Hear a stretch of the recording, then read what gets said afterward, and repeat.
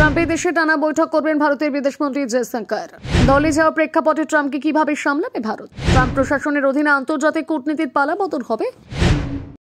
প্রধানমন্ত্রী নরেন্দ্র মোদীর শুভেচ্ছা পত্র হাতে নিয়ে ডোনাল্ড ট্রাম্পের শপথ গ্রহণ অনুষ্ঠানে উপস্থিত থেকেছেন বিদেশমন্ত্রী এস জয়শঙ্কর। ওয়াশিংটন ডিসিতে পা দেওয়ার আগে যিনি বলেছিলেন, আমরা সম্ভবত একটি নতুন জামানা দেখতে চলেছি। ট্রাম্প প্রশাসনের অধীনে আন্তর্জাতিক কূটনীতির পালাবদল হতে পারে। জানা গেছে, ট্রাম্পের নতুন প্রশাসনের সঙ্গে ধারাবাহিক বৈঠক করবেন জয়শঙ্কর। কূটনৈতিক শিবিরের বক্তব্য, 2017 সালে ট্রাম্প যখন প্রথমবার শপথ নিয়েছিলেন, তৎকালীন বিশ্ব পরিস্থিতির তুলনায় আকাশ পাতাল পার্থক্য তৈরি হয়েছে পরের 8 বছরে। এমনকি 2019-এ টেক্সাসে হাউডি মোদি অনুষ্ঠানে গিয়ে মোদি যখন স্বর তুলেছিলেন আগলি বাদ ট্রাম্প সরকার, এখন তার শপথ গ্রহণের সময়ের পরিস্থিতি অনেকটাই ভিন্ন। এই বদলে যাওয়া প্রেক্ষাপটে ট্রাম্পকে কিভাবে সামলাবে ভারত? বিদেশ মন্ত্রক সূত্রের খবর, একটি 4 দফা আলোচ্য সূচির সঙ্গে নিয়ে ওয়াশিংটনের বিমানে উঠেছে জয়শঙ্কর।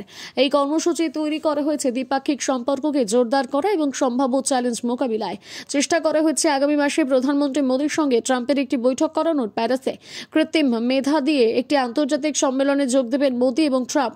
দুই নেতাকে সেখানে পার্শ্ব বৈঠকে বসানো যায় কিনা দেখা হচ্ছে। সূত্রের খবর, জয়শঙ্করের কর্মসূচিতে অগ্রাধিকার পাচ্ছে বাণিজ্য এবং অভিবাসনের ক্ষেত্রে ট্রাম্প প্রশাসনের মতিগতি আজ করা এবং ভারতের স্বার্থের সঙ্গে তাকে মাপসই করার চেষ্টা করা। এর আগে অভিবাসন নীতি আরও করা, আমেরিকার প্রথম নীতিকে বাস্তবায়নের জন্য ভিন দেশের পণ্যের ওপর শুল্ক চড়ানোর মতো বিষয়গুলো সাউথ ব্লকের রক্তচাপ বাড়িয়েছে। এদিন শপথের পর ট্রাম্প বলেছেন, আমেরিকার বাণিজ্য ব্যবস্থা আমি পুরোপুরি বদলাবো।